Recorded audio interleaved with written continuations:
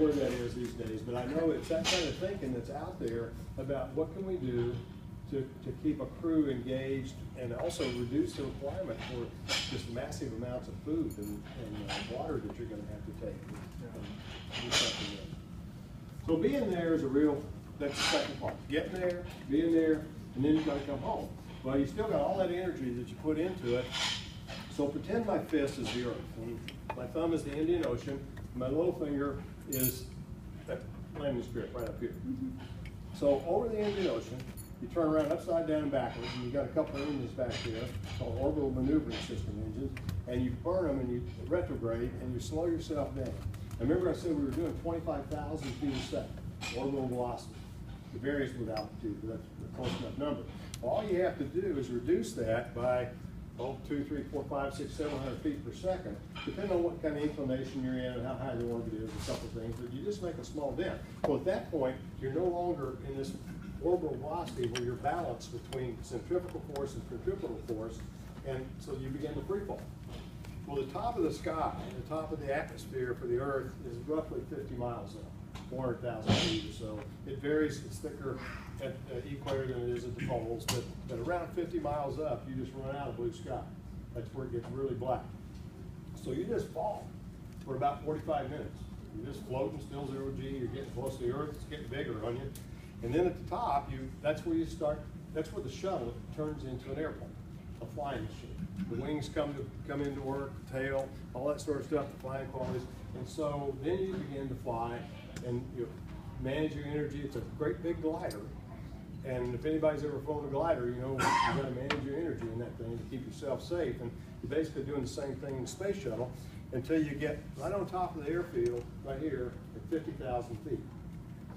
Now, normally, in an airliner, you know, you come in and you're a degree and a half kind of glide slope. Nice, shallow, easy.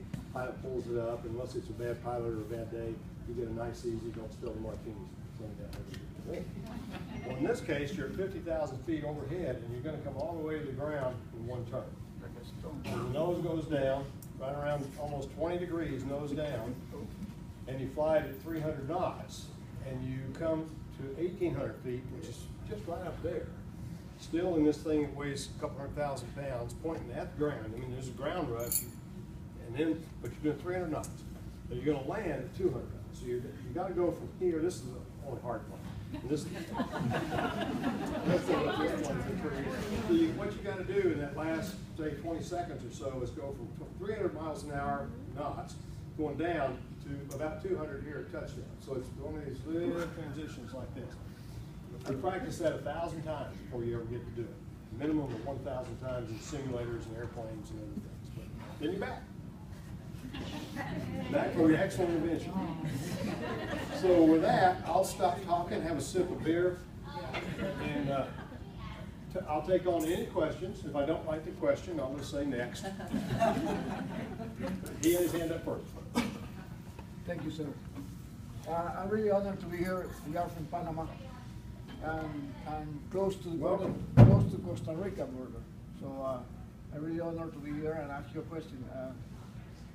Do you have any regrets that you might not see the man to go to Mars?